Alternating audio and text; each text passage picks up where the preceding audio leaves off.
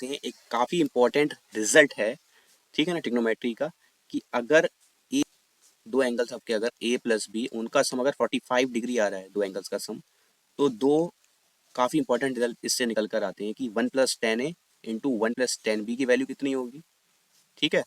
और एक क्या आता है कि एक क्या आता है cot A - 1 into cot B - 1, इसका आंसर क्या आएगा, ठीक है ना। दो काफी इंपॉर्टेंट रिजल्ट इससे निकल के आते हैं। अगर ये जो ए और बी जो एंगल लिखे हैं इनका सम अगर 45 डिग्री आ रहा है, तब दो रिजल्ट्स यहाँ से निकल के आते हैं। काफी इंपॉर्टेंट रिजल्ट है ट्रिग्नोमेट्री के ये, और काफी जगह पर यूज हो रहे हैं, डायरेक्टली भी पूछे जा रहे हैं। मैं आपको सवाल भी दिखाऊंगा इस पर, ठीक है।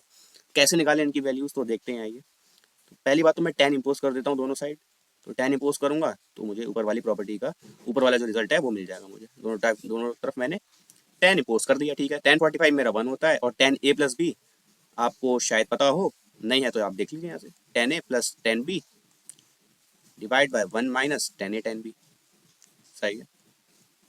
इसको उधर मल्टीप्लाई करूंगा वन के साइड में, तो ये कुछ ऐसा दिखेगा मुझे। tan A + tan B is equal to 1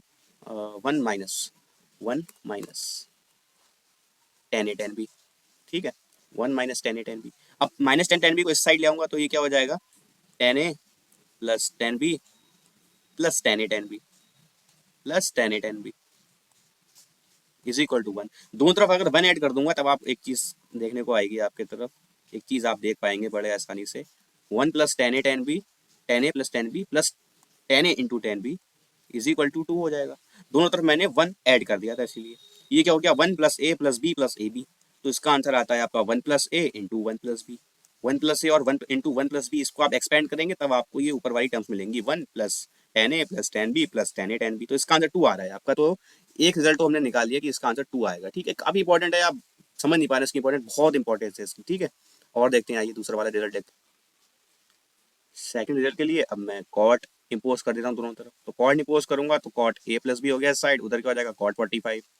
cot 45 भी 1 होता है मेरा, ठीक है। और cot A + B क्या होता है, ये मेरा थोड़ा सा अच्छा होता है। ये क्या होता है बताइए, ये होता है आपका cot B into cot A -1, ठीक है, divide by cot A + cot B, ठीक है।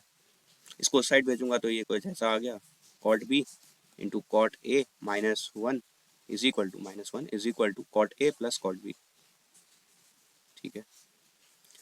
अब -cot A -cot B को उधर ले आता हूँ, -1 को उधर भेज दूंगा, ठीक है। तो ये क्या हो जाएगा, cot B + cot A -cot A -cot B is equal to 1 हो गया ये, ठीक है ना। -1 को इधर भेज दिया और cot A और cot B को इस साइड ले आया, ठीक है। कोई दिक्कत नहीं है इसमें भी, दोनों ठीक है। तो ये क्या हो जाएगा, ये मल्टीप्लाई में, ठीक है। तो ये दोनों तरफ 1 ऐड कर लूंगा तो 1 - cot A -cot B + cot A into cot B, ठीक है, + cot A into cot B is equal to 2 हो जाएगा, क्योंकि दोनों तरफ 1 ऐड कर दिया मैंने, ठीक है ना। यहाँ भी 1 ऐड किया इस साइड, मेरे LHS में भी ऐड किया 1 और RHS में भी ऐड किया 1, ठीक है। 1 - A - B + AB ये आपका होता है 1 - cot A into 1 - cot B। 1 - A into 1 - B का फॉर्मूला क्या होता है, 1 - A - B + AB, ठीक है ना, +AB। तो +AB दिख ही रहा है आपको, ठीक है।